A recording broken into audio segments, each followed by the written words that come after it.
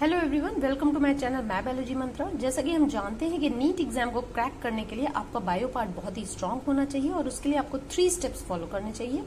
First step is to read NCERT minimum 10 times.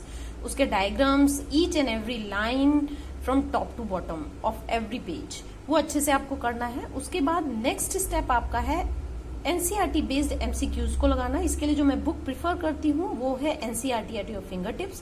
मेरे हिसाब से ये बेस्ट बुक है जिसमें एनसीईआरटी बेस्ड क्वेश्चंस दिए हुए हैं। इससे आप यूज कर सकते हैं और इसी की मैं वीडियो सीरीज बना रही हूँ ताकि आप क्विकली इन क्वेश्चंस को रिवाइज कर सकें। तीसरा स्टेप है last year previous year questions को लगाना। अगर आप ये तीनों स्टेप्स फॉलो करते हैं तो आपके 345 प्लस मार्क्स कोई नहीं रोक सकता और आपके सिलेक्शन को 100% एश्योरिटी मिल जाती है। So all the best for your upcoming exams and let's start our next chapter, that is ecosystem. So let's start the chapter ecosystem. Question number 1. Which one of the following is not a correct match of the term and its description? तो हम जानते हैं कि ecosystem functional unit of nature, it is correct. Global ecosystem को entire biosphere बोलते हैं, ये भी करेक्ट है। एक्वेटिक इकोसिस्टम वेटलैंड है, ये भी करेक्ट है। Natural ecosystem crop field. Natural ecosystem crop field या जो एक्वेरियम है वो नेचुरल इकोसिस्टम नहीं है, वो मैन मेड इकोसिस्टम है, एंथ्रोपोजेनिक इकोसिस्टम है जिसे मैन ने खुद बनाया है। जबकि जो नेचुरल इकोसिस्टम होते हैं उनमें मैन का कोई भी इन्वॉल्वमेंट नहीं होता है, वो नेचर बनाता है। तो क्रॉप फील्ड जो है वो मैन बनाता है, इसलिए ये इनकरेक्ट आंसर है। This is the correct one. Match column number 1 and column number 2 and choose the correct option from the given codes. तो हम इसमें देखते हैं कि हमें इकोसिस्टम पता है। इकोसिस्टम क्या होता है? Interaction between living organism and their physical environment. तो नंबर सी का आपका 4 होना चाहिए। ऑप्शन देखते हैं, नंबर सी में 4 ऑप्शन देखते हैं। तो यहां पर हम देखते हैं नंबर सी में 4 ऑप्शन इस वाले में है। तो अगर देखा जाए तो this is the correct answer. हमें पकड़ में आ गया है लेकिन फिर भी हम इसे देख लेते हैं। नंबर ए का 3 होना चाहिए। Population, group of similar individual belonging to the same species found in an area, this is the correct answer. उसके बाद नंबर बी का 2, community, assemblage of all individual belonging to different species. एक area में different species के जो individual रहते हैं उन सबको मिलाकर कम्युनिटी बोलते हैं। जबकि एक एरिया में जब एक ही स्पीशीज को कंसीडर किया जाता है, उसकी पॉपुलेशन को, उसके इंडिविजुअल्स को देखा जाता है तो उनको पॉपुलेशन बोलते हैं। इकोस्फीयर क्या है? That is part of the earth consisting of all the ecosystem of the world. तो this is the correct answer, D का 1 आंसर। तो ये 5th वाला किसी से भी मैच नहीं कर रहा, तो number D is the correct answer. Next, term ecosystem was coined by Tansley in 1935। याद रखेंगे इसे। Which one of the following pair is not correct? ये तीनों ही करेक्ट है और देखा जाए तो इस बुक की एक खासियत है कि आपको एक क्वेश्चन से कई चीजें आप लर्न कर सकते हैं। तो जो मोस्ट इंपॉर्टेंट जो आपके साइंटिस्ट के नेम्स हैं वो यहीं से आप लर्न कर सकते हैं। जो ये अर्नेस्ट हैक्कल हैं, उन्होंने क्वाइन किया है टर्म इकोलॉजी। टेंसले जो है उन्होंने इकोसिस्टम टर्म क्वाइन किया है। जो आर मिश्रा है वो फादर ऑफ इंडियन इकोलॉजी है। ठीक है, अच्छी तरीके से आप इन्हें कर लेंगे। Then vertical distribution of different species occupying different levels is in dense vegetation. देखिए होता ऐसा है कि जैसे डेंस वेजिटेशन है, जैसे फॉरेस्ट है, तो फॉरेस्ट में क्या होता है, जैसे कि सबसे ऊपर अगर इसका स्ट्रेटिफिकेशन देखा जाए तो कैसा है, जो टॉप वर्टिकल स्ट्राटा है, जो लेयर ऑफ फॉरेस्ट है वो ट्रीज की बनती है। उसके बाद आपका बीच में जो है, जो मीडियम साइज के प्लांट होते हैं वो सेकंड स्ट्राटा बनाते हैं, श्रब बनाते हैं। उसके बाद जो सबसे छोटे वाले प्लांट्स होते हैं, ग्रासेस और हब, वो बॉटम लेयर बनाते हैं। तो ये देखा जाए तो एक वर्टिकल डिस्ट्रीब्यूशन हो गया। ठीक है, डिफरेंट स्पीशीज अलग अलग लेवल पर रह रही हैं। ट्रीज में कोई और स्पीशीज रह रही है, श्रब्स में कोई और रह रही है और हर्ब्स में कोई और रह रही है। तो इसको बोलते हैं stratification. Which one of the following aspect is not a component of functional unit of ecosystem? मैं आपको पहले ही बता चुकी हूँ, आपकी एनसीईआरटी में साफ साफ लिखा हुआ है कि components of ecosystem are function as a unit या एस्पेक्ट ऑफ इकोसिस्टम। वो कौन कौन से हैं?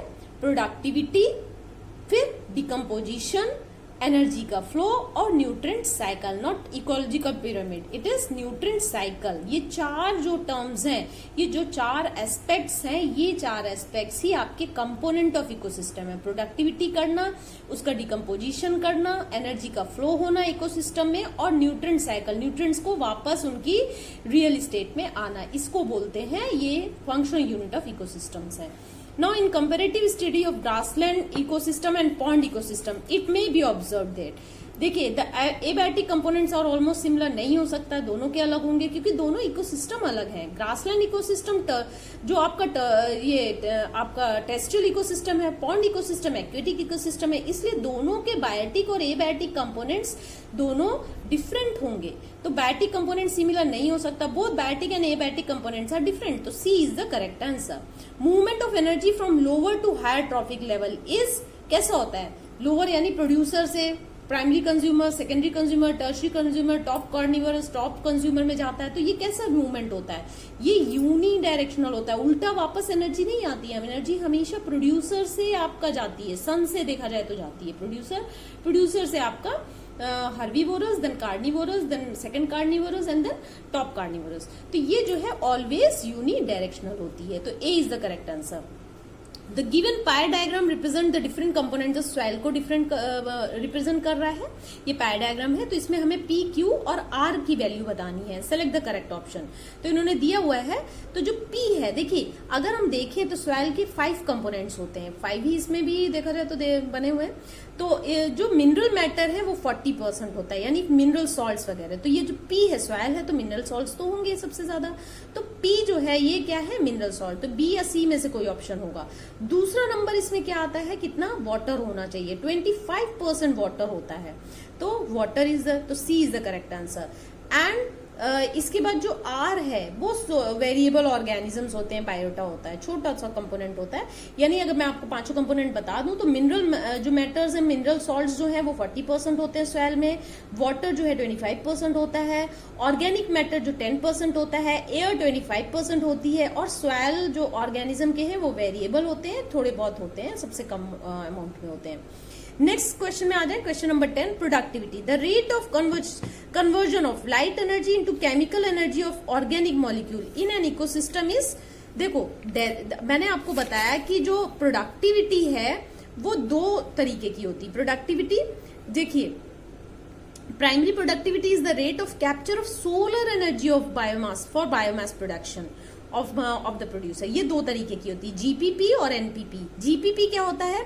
जीपीपी को ग्रॉस प्राइमरी प्रोडक्टिविटी बोलते हैं इकोसिस्टम का। ये क्या होता है? Rate of production of organic matter कितना बन रहा है फोटोसिंथेसिस के दौरान, उसको बोलते हैं ग्रॉस जीपीपी। तो यहाँ पे क्या बोला गया है? Rate of conversion of light energy into, यानी सीधा सीधा ये फोटोसिंथेसिस की ही बात कर रहे हैं। तो जितना भी फोटोसिंथेसिस से rate of production of organic matter होता है, जो प्रोड्यूसर प्रोड्यूस करते हैं, उनको बोला जाता है जीपीपी।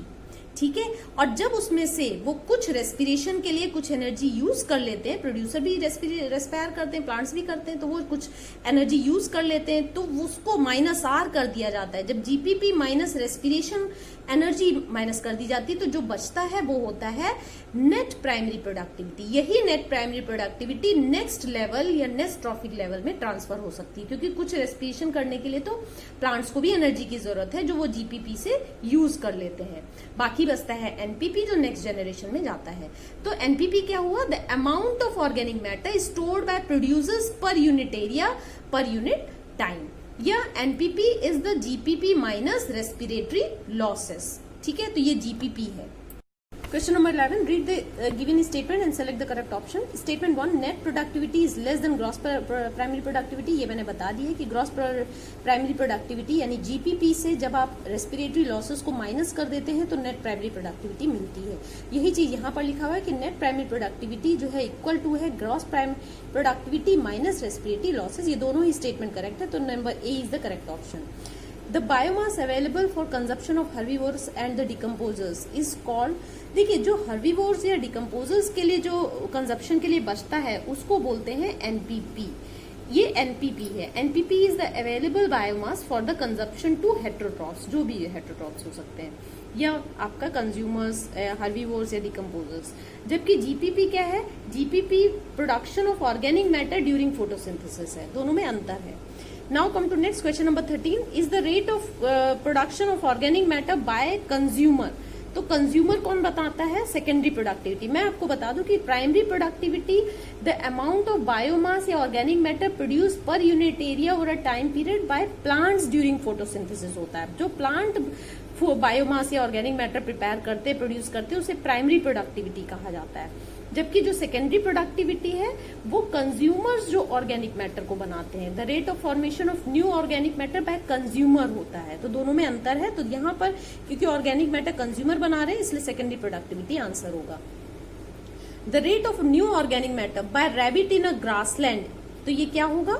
Secondary productivity. अभी मैंने इसको बताया, ये उसी का एग्जाम्पल है। Primary productivity depends upon, primary productivity किस चीज पर डिपेंड है?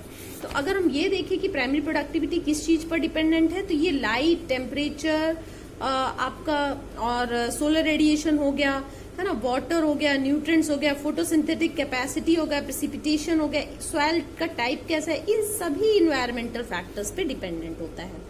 The annual net primary productivity of the whole biosphere is about, ये आपके एनसीईआरटी में दिया गया है, इट इज 170 बिलियन टन, जिसमें कि जो ओशियन है वो कंट्रीब्यूट करता है, कितनी एनपीपी कंट्रीब्यूट करता है? 55 बिलियन एनपीपी कंट्रीब्यूट करता है ओशियन।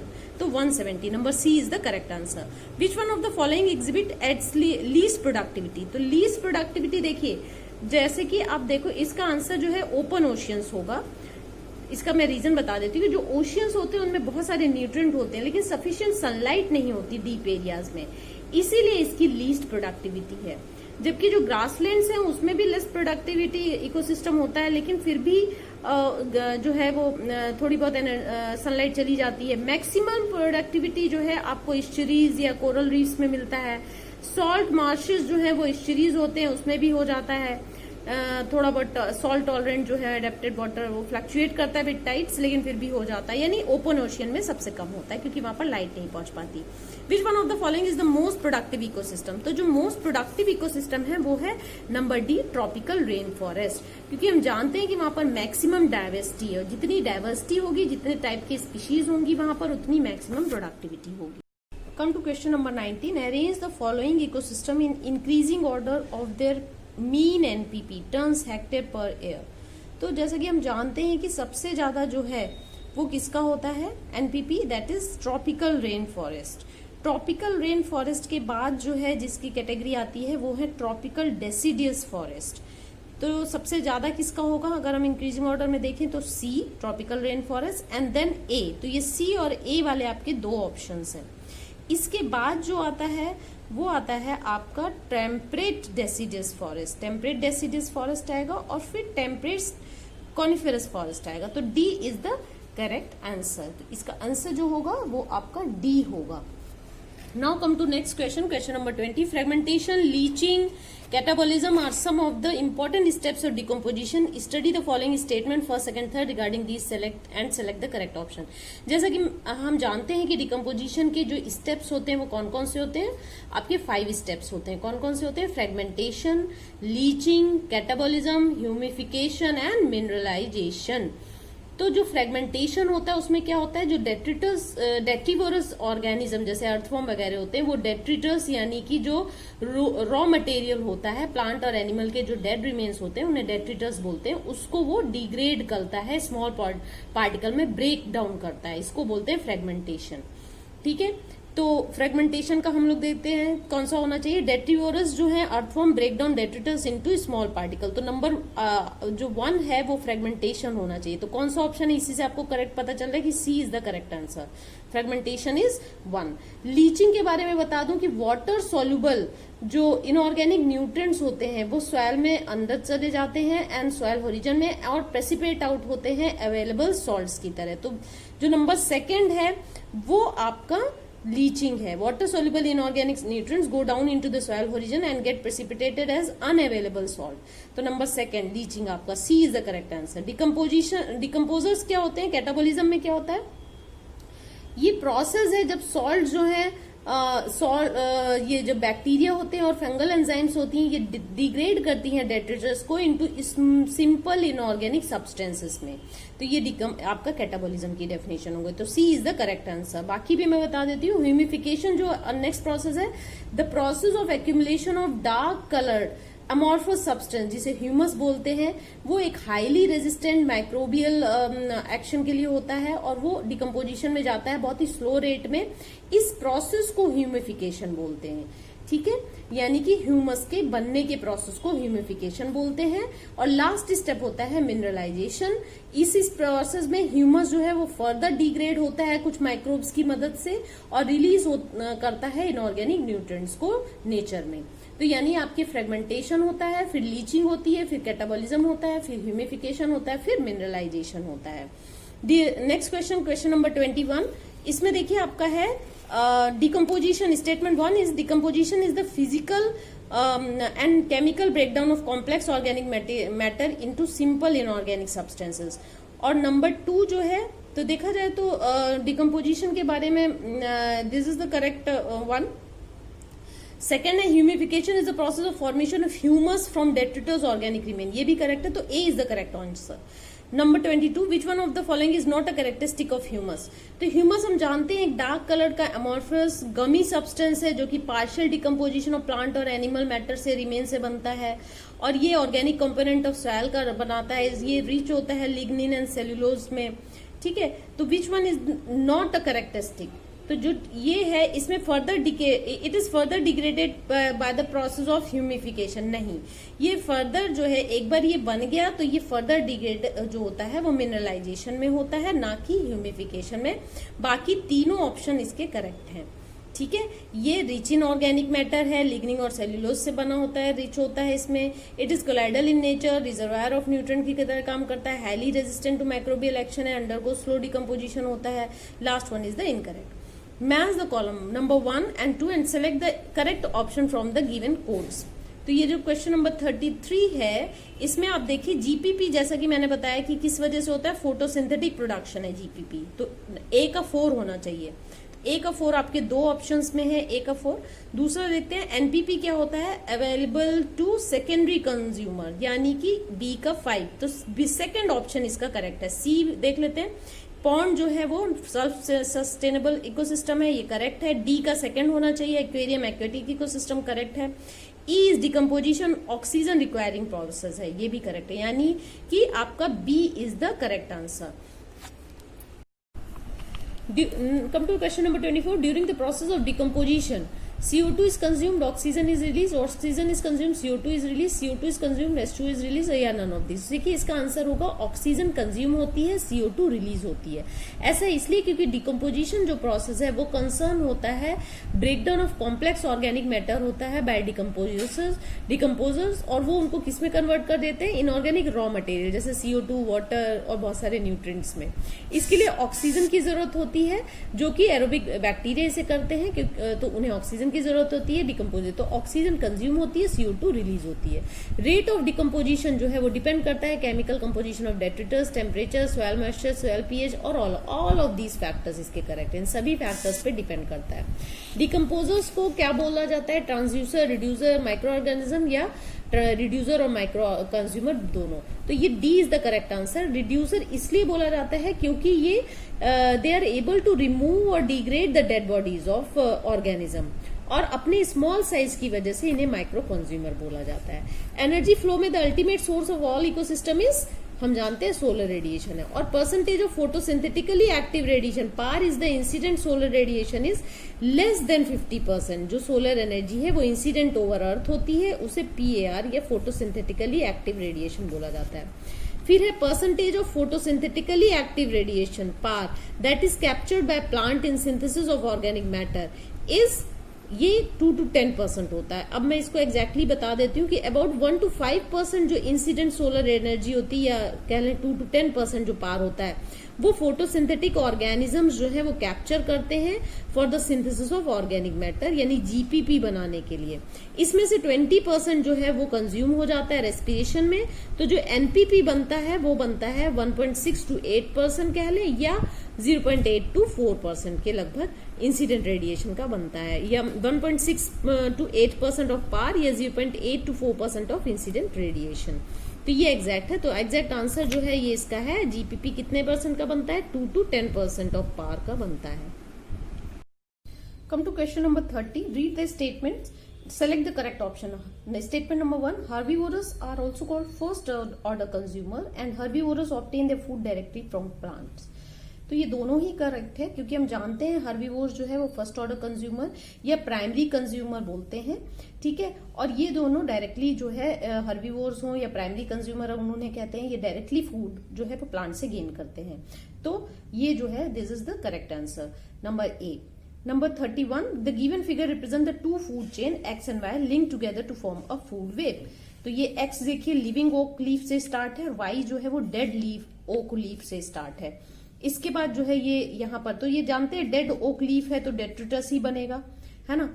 और ये एक्स वाई क्या है, ये आपकी ग्रेजिंग फूड चेन होगी, और ये वाई जो है आपका कौन सी चेन होगी, डेट्रिटस फूड चेन। तो हम इसमें आंसर्स देख लेते हैं कि एक्स जो है वो आपकी कैसी होनी चाहिए, ग्रेजिंग फूड चेन होनी चाहिए, वाई डेट्रिटस फूड चेन है, और ए जो है वो डेट्रीवोर होने चाहिए, कोई बैक्टीरिया हो या फंजाई हो जो डिकम्पोज करे। तो this C is the correct answer. Select the option that correctly identify ABC. ABC को करेक्टली आइडेंटिफाई करे। The given table, this is the given table. Eagle है तो ईगल क्या है, ये हम जानते हैं टॉप कार्निवोर है, तो ए या बी में से ही करेक्ट आंसर होगा। अर्थवर्म प्राइमरी कंज्यूमर है, उसके बाद क्या होगा, डेट्रिटस होगा, दोनों में ही यही करेक्ट है, दोनों सही है। फ्रॉग जो है वो क्या है, प्राइमरी कंज्यूमर है, प्राइमरी कंज्यूमर तो हर्बीवोर होते हैं, फ्रॉग हर्बीवोर नहीं है, वो क्या है, सेकेंडरी कंज्यूमर है, तो A is the correct answer. Select the incorrect food chain. तो ग्रास जो है, ग्रास हॉपर ग्रास को खाता है, फ्रॉग, स्नेक, ईगल, ठीक है। फाइटोप्लैंक्टन, जूप्लैंक्टन फाइटोप्लैंक्टन को खाते हैं, स्मॉल फिश जूप्लैंक्टन को, large fish small, this is also correct. Diatoms जो है वो जूप्लैंक्टन्स खाते हैं, जो है ये जो है डायटम्स आपके फाइटोप्लैंक्टन्स की ही कैटेगरी के हैं। स्मॉल फिश, ये this is also correct. Grass, frog, vulture, frog कभी भी ग्रास नहीं खाता है, फ्रॉग जो है वो सेकेंडरी कंज्यूमर है। Study the food web given below and answer the question number 34 and 35। ये एक फूड चेन दी हुई है, इसके अकॉर्डिंग आपको क्वेश्चंस के आंसर्स करने हैं। Which of the following organism in the food web act as both predator and prey. तो प्रीडेटर एंड प्रे जो है वो आपका नंबर 1 फाइटोप्लैंक्टन को छोड़ के सभी कर सकते हैं। टेडपोल है, वाटरफ्लिया है, लार्वा है, वाटर बोटमैन है, स्मॉल फिश है, पर्च है। तो ये देखा जाए तो ये आपको प्रीडेटर प्रे पर्च को छोड़ के, क्योंकि ये आपका टॉप कार्निवर टर्शरी जो है वो कंज्यूमर है, इसको और ये प्राइमरी को छोड़ के, ठीक है, प्रोड्यूसर को छोड़ के बाकी जितने भी बीच वाले हैं ये सारे के सारे प्रीडेटर और प्रे दोनों हो सकते हैं। Which one of the following organism in the given food web act as a secondary consumer? देखिए मैं आपको बता दूं, प्राइमरी कंज्यूमर ये तो प्रोड्यूसर हो गया फाइटोप्लैंक्टन, ठीक है, और टर्ची कंज्यूमर आपका पर्च हो गया, ठीक है। अब आपका जो प्राइमरी कंज्यूमर जो कि फीड ऑन प्रोड्यूसर जो है, जिन्हें प्रोड्यूसर्स आप बोलते हैं, वो कौन से हैं, फर्स्ट ऑर्डर कंज्यूमर जो हर्बीवोर्स हैं, वो आपके कौन कौन से हैं, सेकेंड आपका बन जाएगा, फिफ्थ आपका बन जाएगा, और 7, क्योंकि ये डायरेक्टली फाइटोप्लैंक्टन्स को ईट कर रहे हैं, ठीक है, तो ये प्राइमरी कंज्यूमर है। और जो थर्ड और 6th आपका है ये सेकेंडरी कंज्यूमर को डिनोट कर रहा है। तो आपका क्वेश्चन क्या था, सेकेंडरी कंज्यूमर बताएं, तो 3rd एंड 6th है। पर जो है वो टर्ची कंज्यूमर है, तो this is the correct answer. Number B is the correct answer इसका है। Come to question number 36. The given food web contains some missing organism 1, 2, 3, 4. Identify these organism and select the correct answer. देखिए यहाँ पर आपका vegetative seeds है, तो number 1 जो है वो कोई ऐसा होना चाहिए जो हर्बीवोर्स हो। तो हर्बीवोर्स आपके स्क्विरल हो सकता है, रैट नहीं हो सकता, डॉग नहीं, डियर हो सकता है ना। नंबर 2 जो है वेजिटेटिव सीड खा रहा है, इसका मतलब नंबर 2 भी जो है आपका कोई हर्बीवोर्स होने, कैट नहीं है, ईगल नहीं है, स्क्विरल भी, क्योंकि यहाँ डॉग है, ये वाला नहीं होगा। तो first 1 is the correct answer. देख लेते, चेक कर लेते हैं। नंबर 1 डियर, ठीक है। नंबर 2 वेजिटेटिव सीड्स को खाने वाला है, ठीक है। नंबर 3 फ्रॉग, ग्रासहॉपर को फ्रॉग खाता है, ठीक है। नंबर 4 रैट जो है वेजिटेटिव सीड्स खा सकते हैं, दिस इज ऑल्सो करेक्ट। तो A is the correct answer. Match the column 1 and 2 and select the correct option from the given code. तो हम जानते हैं कि जीपीपी क्या होता है। जीपीपी जो ऑर्गेनिक मैटर टोटल बनता है सोलर एनर्जी की मदद से, फोटोसिंथेसिस से, तो सी इज द ए का 3rd आंसर होगा। ए का 3rd आंसर कई में है, 2 में है आपका। सेकेंडरी प्रोडक्टिविटी हम जानते हैं वो ऑर्गेनिक मैटर जो कंज्यूमर प्रिपेयर करें, तो बी का 2nd होना चाहिए, तो बी का 2nd भी इसमें है। ए का 3rd, बी का 2nd, B is the correct answer. बाकी चेक कर लगते हैं। C1 ट्रांसड्यूसर ग्रीन प्लांट्स को बोलते हैं, करेक्ट है। D4 interconnection of food chain, this is the correct answer. In the given food web, an increase in the population of hawk will not result in, तो किस चीज के लिए, अगर पॉपुलेशन हॉक की बढ़ जाती है तो क्या होगा, विल नॉट रिजल्ट इन, तो क्या होगा, decrease in population of rabbit. देखिए अगर हॉक की पॉपुलेशन बढ़ जाएगी तो वो ज्यादा से ज्यादा स्नेक को खाएगा, माउस को खाएगा, रैबिट को खाएगा, लिजर्ड को खाएगा, ग्रासहॉपर को तो इतना नहीं खाता। इन चारों को जब ज्यादा खाएगा तो इनकी पॉपुलेशन कम हो जाएगी, तो ग्रासहॉपर की पॉपुलेशन बढ़ जाएगी। तो decrease in the population of rabbits and snacks ठीक है, decrease in population of mouse ठीक है, decrease in population of lizard ठीक है, decrease in the population of grasshopper नहीं, इसकी पॉपुलेशन तो इंक्रीज हो जाएगी, तो ये इनकरेक्ट आंसर है। In the aquatic ecosystem the organism present at the trophic level equivalent to cows in grassland is. तो हम जानते हैं ग्रासलैंड अगर फाइटोप्लैंक्टन्स को रिप्रेजेंट कर रहे हैं तो काउ फाइटोप्लैंक्टन्स को जू प्लैंक्टन्स खाते हैं, तो D is the correct option. Productivity at the second trophic level is always greater than the productivity at the first trophic level. Second trophic level की greater होती नहीं, कम होती है, क्योंकि 10% एनर्जी ही ट्रांसफर होती है from one trophic level to next trophic level. Less than productivity at the first trophic level. This is correct answer. B is the correct answer. If 10 joules of the energy is available at the trophic producer level, then the amount of energy present at the level of secondary consumer is 10% law के हिसाब से 1 joule next level पे जाएगा। The study of the statement regarding food chain and select the correct option. तो हम जानते हैं कि इसमें से कौन सा करेक्ट है। Removal of 80% tagger from an area resulted in greatly increase in growth of vegetation. ऐसा देखिए 80% टैगर अगर आपने रिमूव कर दिए हैं तो क्या होगा, जो हर्बीवोर्स होंगे वो बढ़ जाएंगे, उनको खाने वाला कोई नहीं, तो वो वेजिटेशन को डायरेक्टली डिक्रीज करेंगे क्योंकि वो ज्यादा ग्रेजिंग करेंगे। This is the incorrect. Removal of most of the carnivorous resulted in increase in population of deer, ये करेक्ट है। The length of food chain is generally limited to 3 और 4 trophic level due to energy loss, क्योंकि 10% energy ही next trophic level पे pass हो रही है। जब तक 3-4 एनर्जी ट्रॉफिक लेवल पे पहुंचती है तो केवल 0.1 जूल ही एनर्जी हो रही है, वो नेक्स्ट ट्रॉफिक लेवल को सस्टेन करने के लिए उतनी अमाउंट उसका नहीं है, इसलिए 3-4 ट्रैफिक लेवल के बाद जो है फूड चेन नहीं बनती है। The length of the food chain may very 2 to 8, ये गलत है, तो यानी फर्स्ट एंड फोर्थ गलत है, second and third is correct. This one is the correct answer. Ecological pyramids, the energy and biomass relationship between the organism at different trophic levels can be better expressed by ecological pyramids, इसका answer है। Given figure represent a pyramid of biomass of an aquatic system। तो देखिए अगर aquatic system है तो ए जो है वो आपका क्या होना चाहिए, फाइटोप्लैंक्टन्स होना चाहिए, और बी जो है वो जू प्लैंक्टन होना चाहिए। तो थर्ड तो करेक्ट है ही है, ए फाइटोप्लैंक्टन्स है, बी जू प्लैंक्टन्स। बाकी पढ़ लेते हैं। A is the crop which support, B is the crop which is supported, which support और सपोर्टेड, ठीक है ये भी सही है। A is the crop which is supported, B is the crop नहीं, ये सही है। A is the zooplankton, ये इनकरेक्ट है। तो ये मेरे हिसाब से जो है ये आपका 44 का C is the correct answer. First and third is the correct answer. Which kind of pyramid is represented by the given figure? ये प्राइमरी कंज्यूमर है, ये प्राइमरी प्रोड्यूसर है। प्राइमरी प्रोड्यूसर अगर ये इन्वर्टेड देखें तो इन्वर्टेड इस टाइप का हमें डायग्राम जो मिलता है इन्वर्टेड, ये पॉन्ड इकोसिस्टम या एक्वेटिक इकोसिस्टम में मिलता है। और किसमें, पिरामिड ऑफ बायोमास के केस में। पिरामिड ऑफ नंबर जो है वो जनरली यूजुअली अपराइट होते हैं, ठीक है। और पिरामिड ऑफ नंबर जो आपका एक्सेप्शन आपका केस आप देख लो तो ट्री वगैरह का अगर केस देख लो तो ट्री एक है तो वो अपराइट वो इन्वर्टेड हो जाता है। लेकिन जो इन पिरामिड ऑफ बायोमास है उसमें फॉरेस्ट और ग्रासलैंड तो जो है वो आपका इन्वर्टेड रहता है, लेकिन पिरामिड ऑफ सी जो है बायोमास का वो इन्वर्टेड होता है। और पिरामिड ऑफ एनर्जी तो हमेशा ही अपराइट होता है, चाहे वो कोई भी केस हो, ठीक है। ये तीनों का केस है। तो ये जो है ये इन्वर्टेड बना हुआ है, इसका मतलब कि ये पिरामिड ऑफ बायोमास है। किस केस में, एक्वेटिक इकोसिस्टम में, क्योंकि फाइटोप्लैंक्टन्स का जो ड्राई वेट होता है वो कम होता है, नंबर ज्यादा होते हैं, ड्राई वेट कम होता है as compare to zooplanktons. तो हम इसका आंसर देख लेते हैं, pyramid of biomass in aquatic system, this is the correct answer. बाकी टेरेस्ट्रियल है, पिरामिड ऑफ नंबर नहीं हो सकता, गलत है ये। In an open ocean the biomass of primary producer जो है is often lower than the biomass of higher trophic level, जैसे जू प्लैंक्टन उनसे बायोमास कम है तो वो कैसे उसको सपोर्ट करते हैं, inverted how can there enough food is open space में, कैसे वो हायर ट्रॉफिक लेवल को सपोर्ट कर रहे हैं जब उनका नंबर कम है, बायोमास कम है। देखिए जो माइक्रोस्कोपिक एल्गी हैं या जो फाइटोप्लैंक्टन्स हैं वो उनका नंबर कम है, बायोमास कम है, लेकिन उनकी लाइफ साइकिल बहुत छोटी होती है। वो जल्दी जल्दी जो है वो अपनी लाइफ साइकिल कंप्लीट करते हैं, ग्रो करते हैं, एनर्जी को ट्रैप करते हैं और उसके बाद नेक्स्ट जनरेशन आ जाती है। तो जो टोटल एनर्जी ट्रैप करने की जो उनकी कैपेसिटी है वो बहुत हायर होती है as compare to terrestrial ecosystem के जो आपके प्रोड्यूसर्स वगैरह होते हैं उनसे। तो वो जो इतनी एनर्जी ट्रैप कर सकते हैं वो इनफ है जू प्लैंकटन और फिश को सपोर्ट करने के लिए। तो जो इसका आंसर होगा वो सेकंड होगा, the microscopic primary producers have high rates of growth and reproduction. Next देखिए यहाँ पर 3 पिरामिड्स दिए हुए हैं, study the ecological pyramids carefully.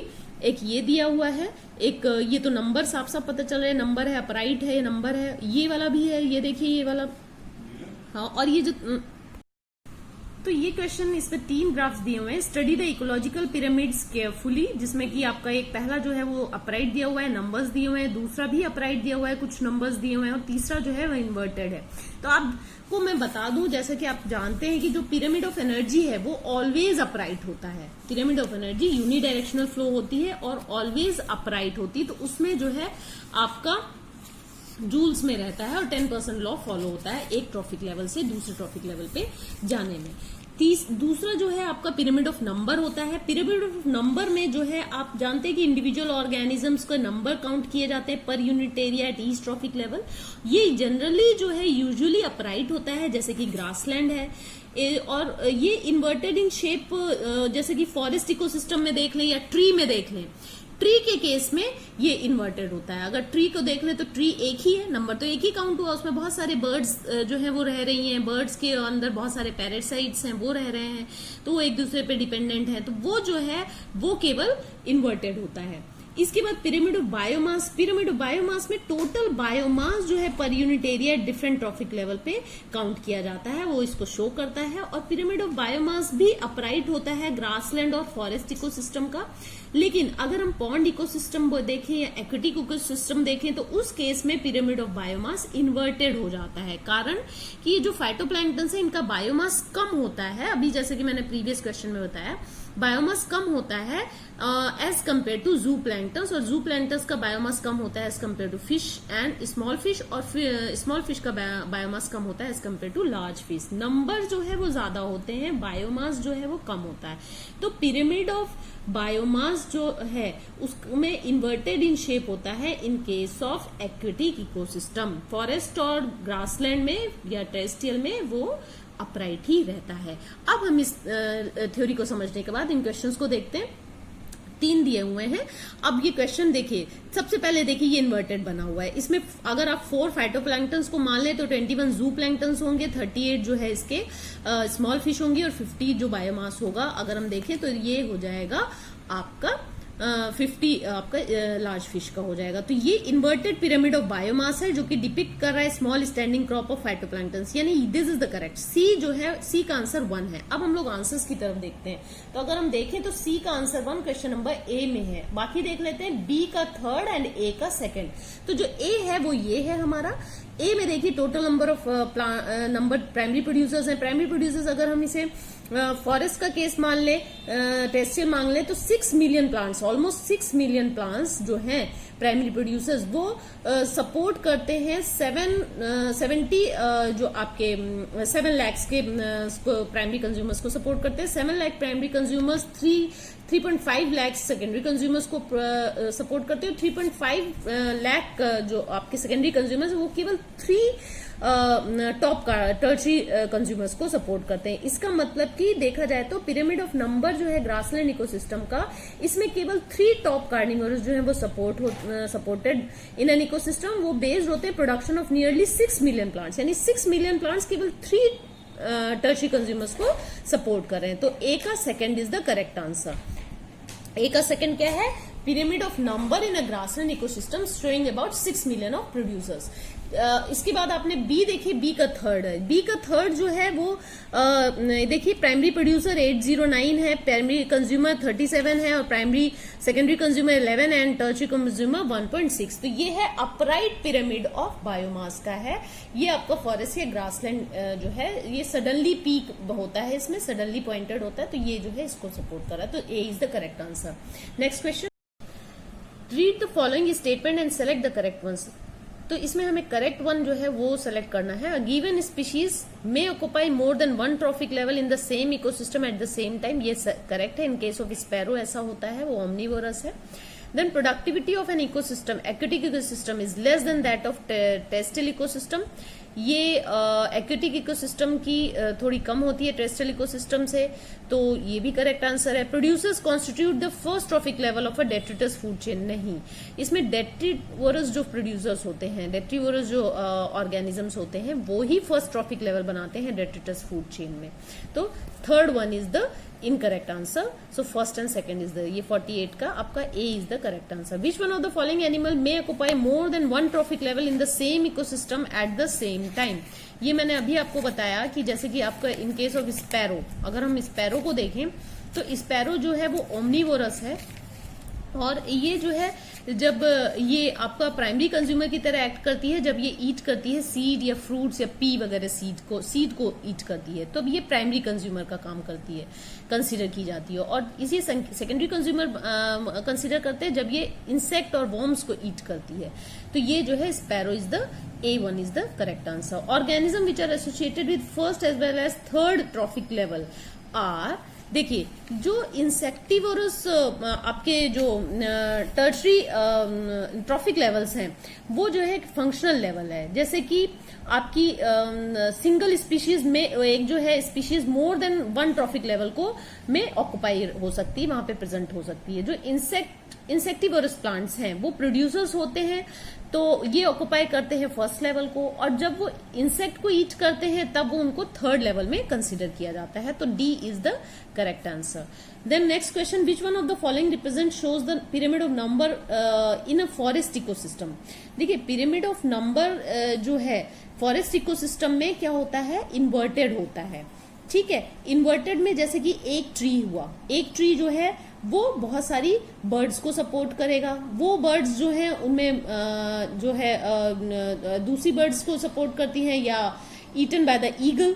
तो लास्ट में देखा जाए तो ईगल का नंबर कम है, ठीक है, बर्ड्स का नंबर ज्यादा है, ठीक है, नो डाउट ज्यादा है, लेकिन उसके बाद जो वो है आपका ईगल है उनका नंबर का। तो ये कुछ देखा जाए तो ये इस टाइप का इकोसिस्टम बनता है, ये स्पिंडल शेप होता है, शुरू में कम और लास्ट में कम। तो ये C is the correct answer. Pyramid of biomass for a grazing food chain represents, तो इसको देखिए, इसका आंसर जो होगा वो ग्रेजुअल डिक्रीज इन बायोमास, ठीक है, gradual decrease in biomass from apex to base, या gradual decrease in biomass from the producers to the tertiary consumer, ये सही आंसर है। Gradual decrease in biomass from the producers to the tertiary consumer, ये मैं pyramid of biomass में बता चुकी हूँ, बायोमास में जो ग्रेजुअल डिक्रीज होता है, ठीक है। Mr. X is eating curd.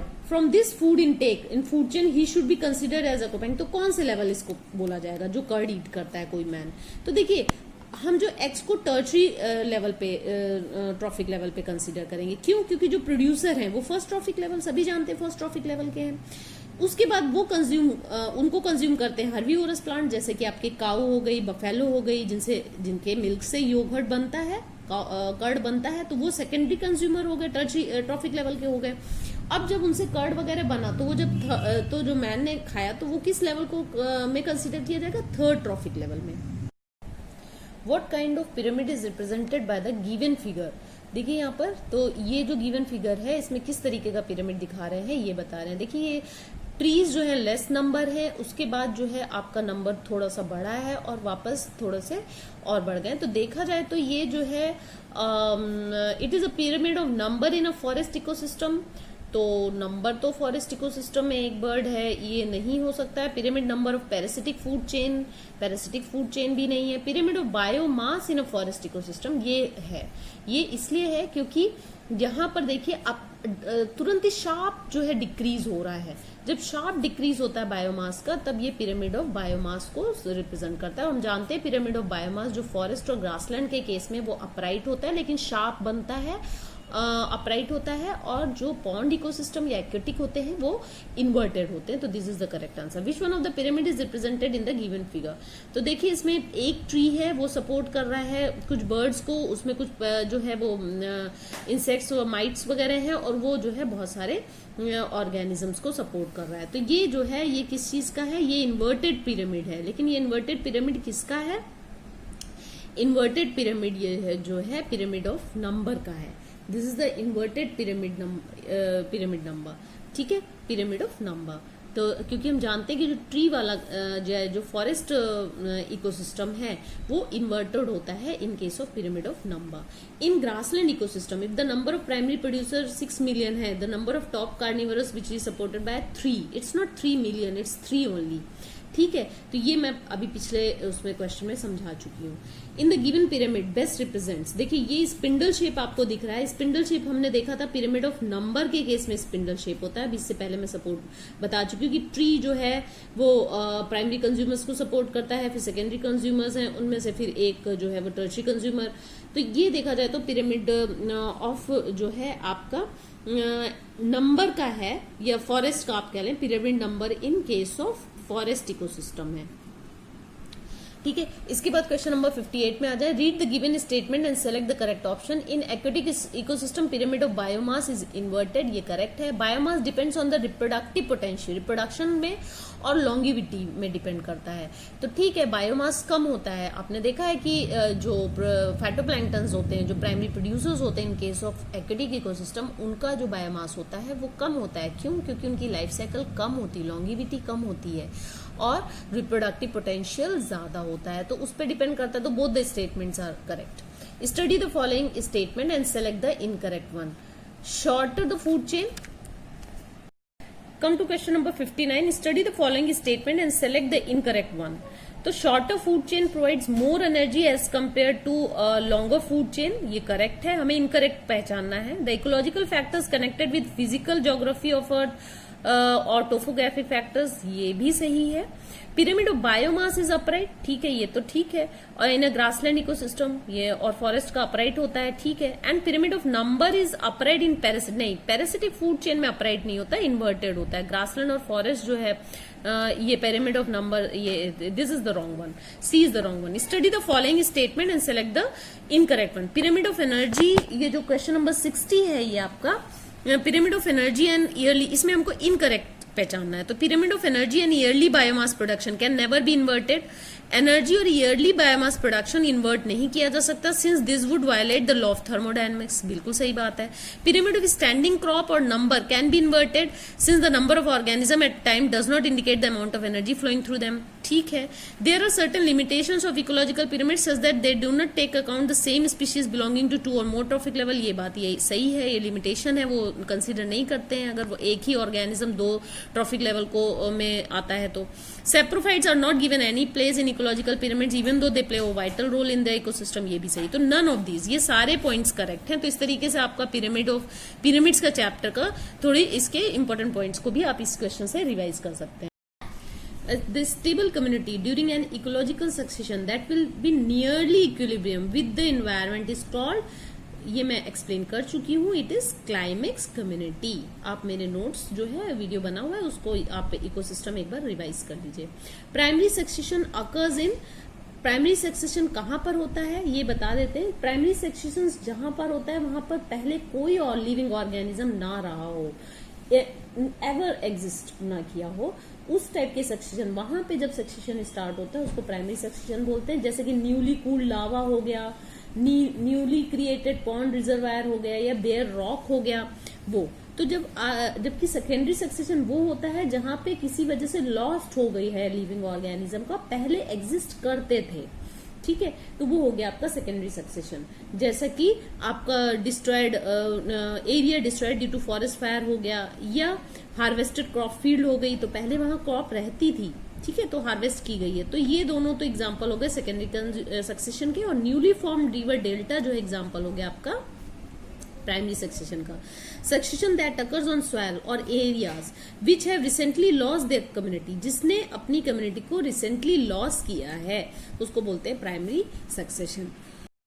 Come to next question, match the column number 1 and 2 and select the correct option from the given codes. तो देखिए इसमें बैक्टीरिया है और green plant primary succession and succession on bare rocks. अभी हमने पढ़ा कि यहाँ पर जो बैक्टीरिया हैं वो प्राइसेरे, नई ट्रांसड्यूसर्स, नई लिथोस्फेयर, माइक्रो कंज्यूमर्स की तरह वो एक्ट करते हैं। बैक्टीरिया जो है वो डिकम्पोजर्स भी होते हैं और वो छोटे होते हैं, इसलिए उन्हें माइक्रो कंज्यूमर्स भी कहा जा सकता है। तो ए का फोर देखा जाए तो 3 ऑप्शंस में है, तो ये वाला तो नहीं हो सकता, इन तीनों में से कोई हो सकता है। ग्रीन प्लांट्स को ट्रांसड्यूसर्स भी कहा जाता है, तो ये दोनों में से कोई ऑप्शन होगा, बाकी के 2 आपके चले गए। प्राइमरी सक्सेशन जो है, अब आप देखिए जो प्राइमरी सक्सेशन होता है उसे प्राइसेरी भी बोलते हैं, ये एक बायोटिक सक्सेशन है, प्रीवियसली बेयर एरिया में होता है। तो प्राइमरी सक्सेशन को क्या बोलते हैं? प्राइसेरी भी बोलते हैं। तो सी का 1 होगा, this number 1 is correct. D का सक्सेशन ऑन बेयर रॉक्स को जो बोलते हैं वो जेरोसेयर या लिथोसेयर भी बोलते हैं। ये सक्सेशनल स्टेजेस हैं दैट अकर इन बेयर, जो प्राइमरी सेक्शन जो या बेयर रॉक में जो सक्सेसिव स्टेजेस आती हैं, सक्सेशनल स्टेजेस, उन्हें क्या बोलते हैं? लिथोसेयर या जेरोसेयर भी बोला जाता है सीक्वेंस को। तो A is the correct answer. Which one of the following statement is correct? Secondary succession की बात हो रही। प्राइमरी सक्सेशन बेयर रॉक में होता है। डिफॉरेस्टेड साइट करेक्ट है। It is also follows primary section, it is similar primary except that primary section no. Primary succession बहुत धीमी स्पीड से होता है as compare to secondary succession, क्योंकि उसमें पहले से जो है फर्टाइल सॉइल नहीं होती, उसको बनाना पड़ता है, जबकि सेकेंडरी सक्सेशन में पहले थोड़ी बहुत फर्टाइल सॉइल होती है। ठीक है, तो ये सारे गलत ऑप्शन है एक्सेप्ट दिस। डिफॉरेस्टेड साइड में सेकेंडरी सक्सेशन होता है। Next question, the rate of secondary succession is faster than the primary succession. क्यों? क्योंकि बिकॉज सॉइल और सेडिमेंट्स जो है वो पहले से प्रेजेंट होते हैं, अभी मैंने बताया। ठीक है, ये गलत है, क्लाइमेट नहीं, ये गलत है, ये सब गलत है। Number A is the correct answer.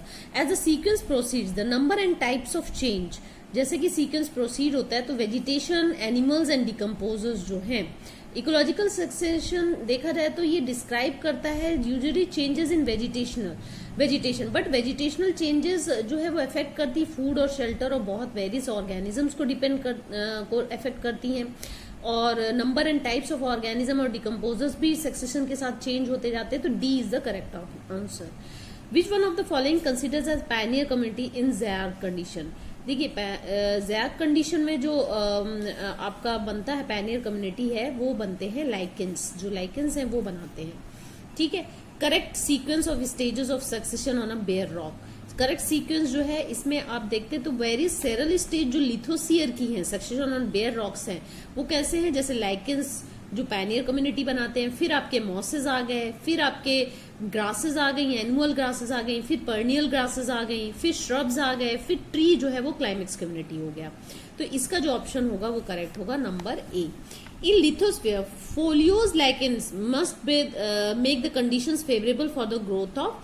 देखिए, लिथोस्फीयर में जो जेरोसेयर या जेरार्क कंडीशन होती है, पायनियर कम्युनिटी है, वो यूजुअली जो कंस्टिट्यूट होती है वो क्रस्टोज लाइकेंस से बनती है।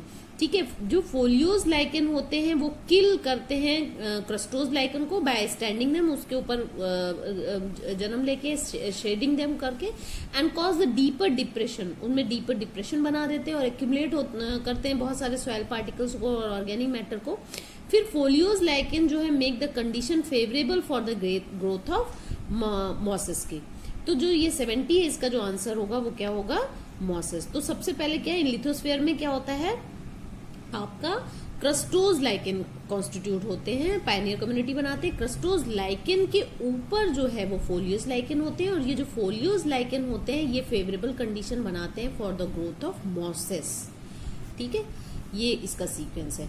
नंबर 71 जो है, इसमें read the following statement and select the correct option. The pioneer community is the stable and final biotic community of an pioneer community stable और फाइनल जो है वो कम्युनिटी नहीं होती, ये नंबर 1 है। ए बिगिनिंग की होती है। क्लाइमेक्स कम्युनिटी फाइनल स्टेबल होती है। Pioneer community has maximum diversity and निश स्पेशलाइजेशन, ये इसका स्टेटमेंट भी जो है वो करेक्ट नहीं है।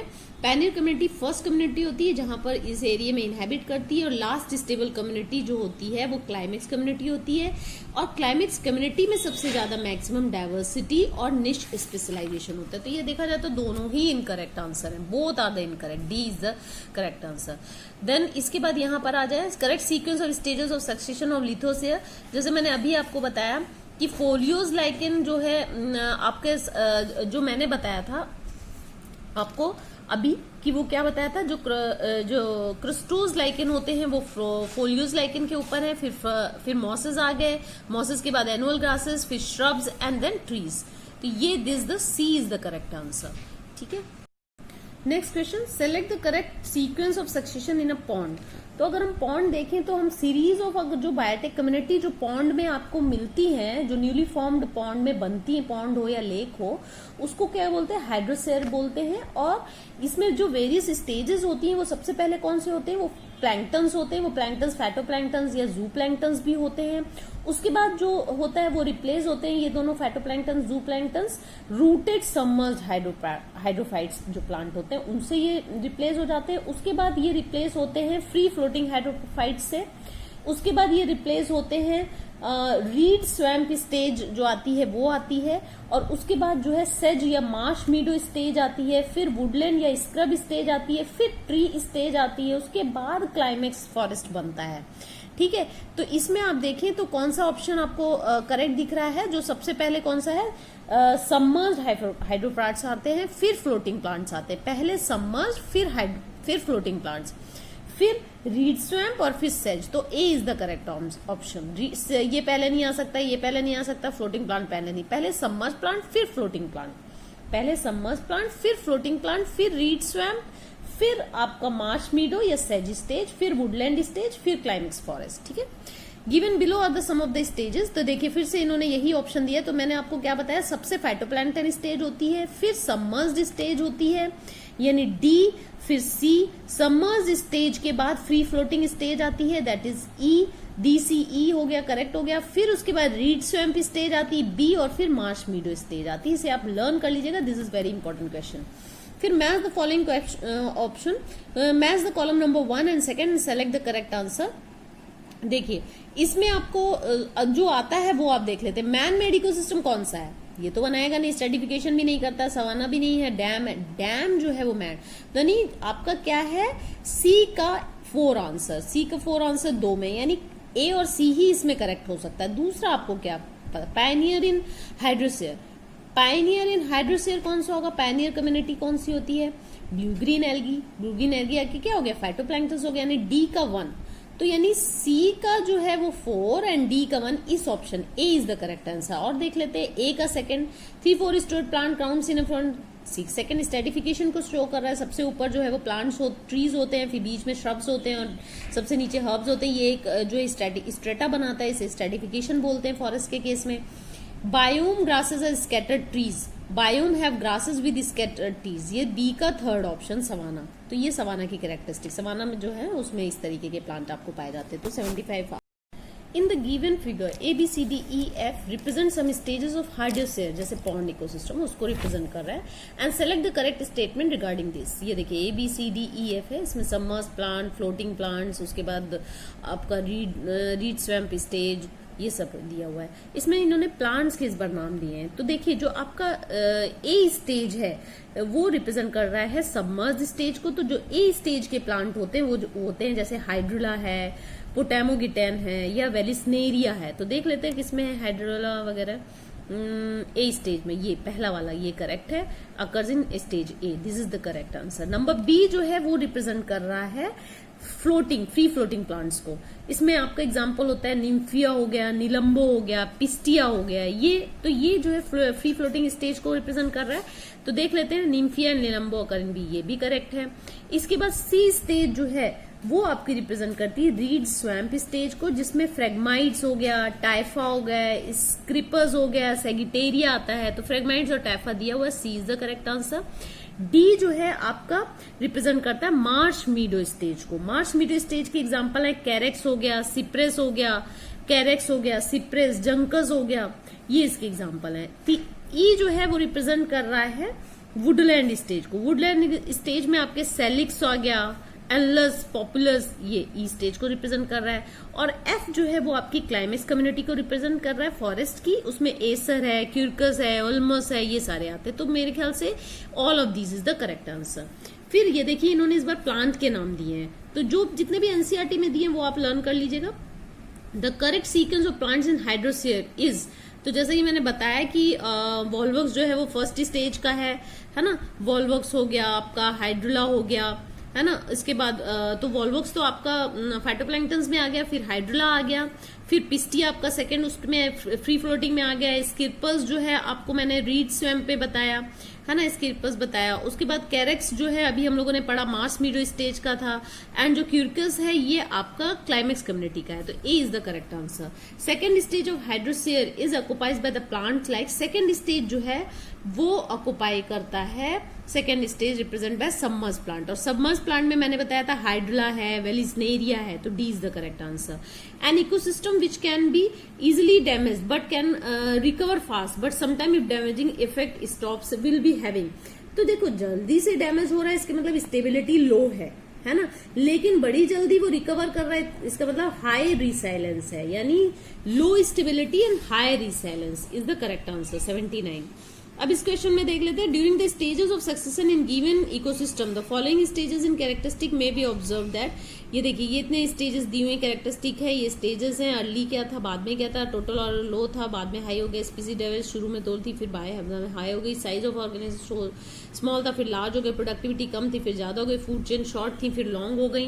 तो which one of the characteristic A B C D E is responsible for the apparent high degree of stability associate with climax ecosystem? कौन सी सबसे ज्यादा इंपॉर्टेंट है? तो जो सबसे ज्यादा इंपॉर्टेंट है, जो स्टेबिलिटी के लिए क्लाइमेक्स कम्युनिटी के लिए इंपॉर्टेंट है, वो है स्पीशीज डाइवर्सिटी। जितनी ज्यादा हाई स्पीशीज होगी उतनी ज्यादा स्टेबिलिटी हाई होगी। तो this is the B is the correct answer.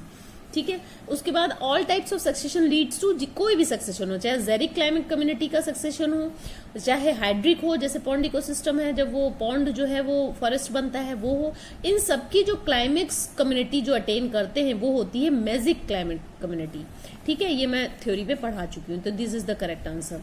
अब हम इस क्वेश्चन नंबर 82 को देखते हैं। Match the column number 1 and 2 and select the correct option. Pioneer जो है अभी हमने देखा, जो पायनियर कम्युनिटी है वो जो है प्राइमरी कॉलोनाइजर होते हैं, सबसे पहले वही आते हैं।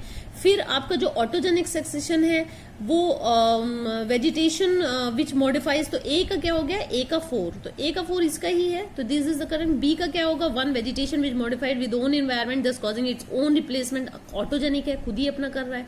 एलोजेनिक सी का सेकंड, यानी replacement of existing community by external conditions. और एक्सिसिस क्या होता है, ये होता है establishment of organism in an area which they have been come by dispersal और माइग्रेशन।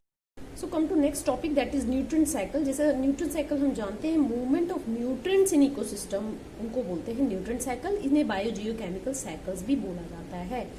बायो मतलब लिविंग ऑर्गेनिज्म, जियो मतलब रॉक, एयर, वाटर, वो सारे, तो इनके जो है सर्कुलेशन को बायो जियोकेमिकल साइकिल या न्यूट्रिएंट साइकिल बोलते हैं। तो जो न्यूट्रिएंट साइकिल है, जैसे एटमॉस्फेयर से न्यूट्रिएंट्स को लेना और वापस एटमॉस्फेयर में कैसे वो रिटर्न होते हैं, या सॉइल से न्यूट्रिएंट्स को लेना और सॉइल में वापस वो कैसे रिटर्न होते हैं, ये पूरा एक सर्कुलेशन होता है, इन्हें न्यूट्रिएंट साइकिल बोलते हैं। ये 2 तरीके की होती हैं, जैसा कि मैं बता चुकी हूँ, gases and sedimentary cycle. Gases cycle में वो मटेरियल इन्वॉल्व होते हैं जिनका सर्कुलेशन गैसेज या वेपर फॉर्म में होता है, जैसे कि नाइट्रोजन साइकिल, कार्बन साइकिल, जो कि एटमॉस्फेयर में एग्जिस्ट करते हैं, हाइड्रोस्फीयर में hydrogen cycle, oxygen cycle, water cycle, ये सब गैसेज है। सेडिमेंट्री साइकिल जो है वो दूसरी टाइप की बायोजियोकेमिकल साइकिल है, जिसमें जो मटेरियल इन्वॉल्व होते हैं सर्कुलेशन में वो नॉन गैसेस फॉर्म में होते हैं। जनरली वो अर्थ के सरफेस में स्टोर होते हैं।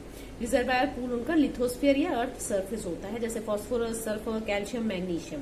तो ये मैंने थोड़ा सा आपको दे दिया। अब आप यहाँ पर देखिए कि क्या क्वेश्चंस है। Select the pairs of sedimentary biogeochemical cycle. देखिए हमको सेडिमेंट्री बायोजियोकेमिकल साइकिल को सिलेक्ट करना है। तो कौन कौन सी मैंने अभी आपको बताई, हाइड्रोजन और वाटर साइकिल तो आपका गैसेस साइकिल हो गई, phosphorus, sulphur cycle, calcium and magnesium, तो B is the correct answer हो गया इसका। नेक्स्ट क्वेश्चन में है which one of the following is not a gases biogeochemical cycle. तो कौन सी गैसेज बायोजियोकेमिकल साइकिल नहीं है, आपकी वाटर साइकिल गैसेज है, नाइट्रोजन है, कार्बन, फॉस्फोरस नहीं है, तो this is the correct answer, ये सेडिमेंट्री साइकिल है। The function of reservoir pool is to meet the deficit of nutrient that occurs due to none of these created nutrients exceeds nutrient cycle, only efflux of imbalance of rate of efflux and influx of तो ये जो है nutrient वो deficit कब होता है, जब imbalance हो जाता है, जितना न्यूट्रिएंट निकल रहा है उतना वापस अगर ना लौटे तो ये एक इम्बैलेंस क्रिएट करता है। तो this is the correct answer. Match the column of 1 and column 2 and select the correct option. सबसे पहला है स्टैंडिंग स्टेट। देखिए स्टैंडिंग स्टेट वो होता है जितने भी अमाउंट ऑफ न्यूट्रिएंट सॉइल में प्रेजेंट होते हैं उनको स्टैंडिंग स्टेट बोला जाता है, और जितने भी लिविंग मैटर जो है वो एक एरिया में प्रेजेंट होता है उसे स्टैंडिंग क्रॉप बोलते हैं। तो हम देख लेते हैं ए का सेकंड आंसर, किसका ऑप्शन है, ए का सेकंड आंसर, एंड सी भी हमें पता है, सी का 4 आंसर, सी का 4। तो first one is the correct answer. बाकी देख लेते हैं, बी जो है वो 1 है। गैसेस साइकिल्स जो है फास्ट और नियरली परफेक्ट, क्योंकि गैसेस फॉर्म में फटाफट जो है न्यूट्रिएंट सर्कुलेशन में आ जाती हैं, और जो सेडिमेंट्री साइकिल वो धीरे धीरे रिजॉल्व होती है। तो ये जो आपका डी है स्लो एंड लेस परफेक्ट होती है, पूरी तरीके से रिटर्न भी नहीं हो पाती है, जैसे फास्फोरस और आपका फास्फोरस और सल्फर जो है। तो this is the correct answer. Then ये क्वेश्चन है, so study the given biochemical cycle and identify the step 1 and 2। तो हमें ये देखना है, ये साइकिल दी हुई है, देखिए इसमें अमोनिया है, रिटर्न हो रहा है सॉइल में, सॉइल नाइट्रेट में कन्वर्ट हो रहा है, सॉइल नाइट्रेट में कन्वर्ट हो रहा है, सॉइल नाइट्रेट में कन्वर्ट हो रहा है, कुछ रन ऑफ हो जा रहा है, कुछ जो है वेट एंड डिपोजिशन से एटमॉस्फेरिक नाइट्रोजन से इसमें आ रहा है, सॉइल नाइट्रेट प्लांट एब्जॉर्ब कर रहे हैं, फिर कंज्यूमर ले रहे हैं, फिर डेट्रिटस से। तो this is the whole cycle, ये बायोकेमिकल साइकिल है। तो इसमें हमें ये देखना है कि कौन सा नंबर 1 है और कौन सा नंबर 2 है। देखिए जब भी अमोनिया रिटर्न होता है सॉइल में तो उसको बोलते हैं अमोनिफिकेशन। तो देख लेते हैं कितने में अमोनिफिकेशन, इन दोनों में है, तो ए और डी में भी करेक्ट आंसर। और जब भी सॉइल से नाइट्रेट जो है वो वापस एटमॉस्फेयर में जाता है, एटमॉस्फेरिक नाइट्रोजन में कन्वर्ट होता है, तो उसे बोलते हैं डी नाइट्रिफिकेशन। वापस हो रहा है, नाइट्रिफिकेशन नहीं, नाइट्रेट बन नहीं रहा है, डी नाइट्रिफिकेशन हो रहा है। तो this is the correct answer, A is the correct answer. About 71% of the total global carbon is found in, again it is from ocean. Then come to question number 90. What percentage of total global carbon is atmospheric carbon? जितना भी total global carbon है उसका कितना percent atmospheric carbon है? 1%। इसे learn कर लेंगे, 0.03 नहीं है, टोटल ग्लोबल कार्बन बता रहे हैं, एटमॉस्फेरिक कार्बन कितना उसका परसेंट है, 1%। Which of the following process does not contribute to CO2 pool in the atmosphere? देखिए रेस्पिरेशन करने से CO2 रिलीज होता है, करेक्ट है। रेस्पिरेशन बाय कंज्यूमर, करेक्ट है। डिकम्पोजिशन, डिकम्पोजर्स जब रिलीज करते तब भी CO2 H2 रिलीज होता है, ये भी सही है। फोटोसिंथेसिस CO2 को वापस लेके बना देता है केमिकल एनर्जी ऑफ फूड। तो this is the incorrect one. Read the following given statement and select the correct option. Major reservoir of phosphorus are phosphate rock, fossil bone deposit and let down in the past geological ages. Correct है। During weathering of rocks, minute amounts of phosphate dissolve in soil solution में dissolve हो जाते हैं और absorb कर लेता है plant, ये भी correct है। और ये इसका जो है एक तरीके से आंसर भी है। तो both the statements are correct. A is the correct answer. The given flow chart and select the correct statement regarding this. देखिए पहले तो ये पता करिए कौन सी ये दी हुई है साइकिल, ये दी है फॉस्फेट साइकिल। देखिए PO4 है, इसमें फॉस्फेट साइकिल है, फॉस्फेट सॉल्ट इसमें दिया हुआ है, मिनरल्स इन रॉक्स। तो ये कौन सी साइकिल रिप्रेजेंट कर रहा है? वेदरिंग हो रही है। हम जानते हैं फॉस्फेट जो है डिपॉजिट होते हैं सेडिमेंट्री रॉक्स में, तो ये एक्वेटिक तो हो नहीं सकता, हमें कौन सा पता करना है? Correct one. तो ये क्या है? It represent the phosphorus cycle in terrestrial ecosystem को रिप्रेजेंट कर रहा है ना। ये तो करेक्ट आंसर है इसका। ये वाला इनकरेक्ट है, ये नहीं होगा। 1 करेक्ट है। नेचुरल रिजर्वायर फॉस्फोरस फॉस्फेट, ये भी करेक्ट है, 1/3। And there is no respiratory release of phosphorus into atmosphere, respiration से रिलीज नहीं होता, ये भी करेक्ट है। Gases exchange of phosphorus between organism environment occurs into a considerable, नहीं, ये भी इनकरेक्ट है। तो B is the correct answer. 1/3 and 4 is the correct answer. Major source of sulphur, major source sulphur का जो मेजर सोर्स है वो है आपका rock. Sulphur rocks are the major source. देखिए जो सल्फर है नेचर में अकर होती है, एलिमेंटल फॉर्म में भी होती है, और ये जो है सल्फर सॉइल में, वाटर में और रॉक्स के फॉर्म में भी होती है, ठीक है। और जो मेजर रिजर्वायर है सल्फर का वो होता है सल्फर रॉक। तो C is the correct answer. So which one of the following is not one of the 3 aspects studied in biogeochemical cycle? Nature और size of natural reservoir, ये तो एक एस्पेक्ट है बायोजियोकेमिकल साइकिल का। The rate of movement between reservoirs, ये भी ठीक है। Interaction between different biogeochemical cycles, आपस में क्या इंट्रैक्शन, ये भी होना चाहिए, ये भी एस्पेक्ट है। Creation of the own biogeochemical cycle by new species, this is incorrect. ठीक है। Read the given statement, select the correct option, हमें करेक्ट ऑप्शन को सेलेक्ट करना है। Global water cycle does not involve living organism, ये देखा जाए तो ये बात सही है। ग्लोबल जो आपका वाटर साइकिल है वो इसको नहीं कंसीडर करता है, वो कंसीडर नहीं करता है। ग्लोबल वाटर साइकिल कंसिस्ट किसको करता है? इकोसिस्टम वाटर बॉडीज को, जैसे ओशियन हो गई, रिवर हो गए, लेक्स हो गया, उसमें कैसे इवेपोरेशन होता है, उससे वाटर ऊपर जाता है और वो फिर प्रेसिपिटेशन होता है वाटर का in the form of rain snow, और वो जो है वाटर ड्रॉप डाउन होता है और सर्कुलेट होता है बिटवीन हाइड्रोस्फीयर एंड एटमॉस्फेयर। इसमें कहीं भी लिविंग ऑर्गेनिज्म का इन्वॉल्वमेंट नहीं होता है। तो ग्लोबल वाटर साइकिल जो है global water cycle circulate between hydrosphere and atmosphere, दोनों ही स्टेटमेंट करेक्ट है। पहली बात उन्होंने बताई लिविंग ऑर्गेनिज्म इन्वॉल्व नहीं होते, सही है। दूसरा बताया कि ये सर्कुलेट होता है हाइड्रोस्फीयर एंड एटमॉस्फेयर के बीच में, ये भी करेक्ट है। Which one of the following is most important in water cycle? देखिए सबसे ज्यादा इंपॉर्टेंट होता है evaporation from the ocean is the most important in water cycle because it comprise the major part of the global water cycle. हम option देख लेते हैं। Transpiration through leaves, evaporation, percolation of water into ground, absorption of capillary water by plant. तो most correct answer is evaporation of the from the oceans. फिर हम आ जाते हैं ecosystem services. What are ecosystem services? वैसे तो मैं अपनी नोट्स थ्योरी में बता चुकी हूँ, ये चैप्टर का मैं एनसीईआरटी से रिवाइज करा चुकी हूँ, वहां पे आप देख सकते हैं। फिर भी मैं एक बार बता देती हूँ। द प्रोडक्ट ऑफ इकोसिस्टम, जो भी प्रोडक्ट होते हैं इकोसिस्टम प्रोसेसेस के, उनको नेम दिया गया है इकोसिस्टम सर्विसेज का। ये नाम दिया है रॉबर्ट कॉन्स्टेंजा और उनके कलीग्स ने। उन्होंने प्राइस टैग रख दिया था नेचर लाइफ सपोर्ट सर्विसेज का। जैसे कि नेचर क्या, कौन कौन सी ecosystem services? Healthy forest ecosystem हमें क्या क्या देता है? ये एयर और वाटर को प्यूरिफाई करता है और ड्रॉट और फ्लड्स को कम करता है, मिटिगेट करता है, न्यूट्रिएंट साइकिल को, सर्कुलेशन का साइकिल चलाता है, जनरेट करता है फर्टाइल सॉइल को, वाइल्ड लाइफ हैबिटेट प्रोवाइड करता है, बायोडाइवर्सिटी मेंटेन करता है, पॉलिनेट करता है क्रॉप्स को, provide storage site for carbon, provide aesthetic, culture and spiritual values. तो ये सारे के सारे इकोसिस्टम सर्विसेज हैं। तो इनमें से maintenance of biodiversity, pollination of crop, spiritual culture and aesthetic value, ये सारे करेक्ट हैं। सारी ये इकोसिस्टम सर्विसेज हैं जो इकोसिस्टम हमें प्रोवाइड करता है। और जो रॉबर्ट कॉन्स्टेंजा थे और उनके कलीग्स थे, उन्होंने ट्राई किया, उन्होंने प्राइस टैग रखे इन सर्विसेज के। तो उन्होंने क्या किया, एक एवरेज प्राइस टैग रखा $33 trillion per year on these fundamental ecosystem services. पूरी टोटल सर्विसेज जो हमें इकोसिस्टम प्रोवाइड करता है उसका प्राइस टैग है $33 ट्रिलियन इन अ ईयर। और जो ग्लोबल ग्रास जो नेशनल प्रोडक्ट है GNP, उसका ट्रैग रखा उन्होंने $18 ट्रिलियन। और out of total cost of ecosystem services soil formation जो है अकाउंट करता है 50%। जितना भी इकोसिस्टम, जितना भी प्राइस टैग रखा है उसका 50% स्वैल के फॉर्मेशन में ही लग जाता है, लगना चाहिए। एंड कंट्रीब्यूशन जैसे रिक्रिएशन, न्यूट्रिएंट साइकिल, ये सब इन सब चीजों में लेस देन 10%। और जो कॉस्ट ऑफ क्लाइमेटिक रेगुलेशन और हैबिटेट फॉर वाइल्ड लाइफ के लिए, इसका लिए उन्होंने 6% ईच रखा है।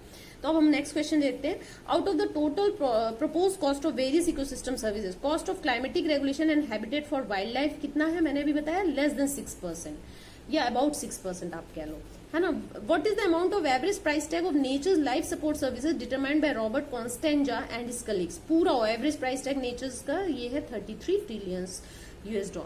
तो this is the end of the chapter. All the best.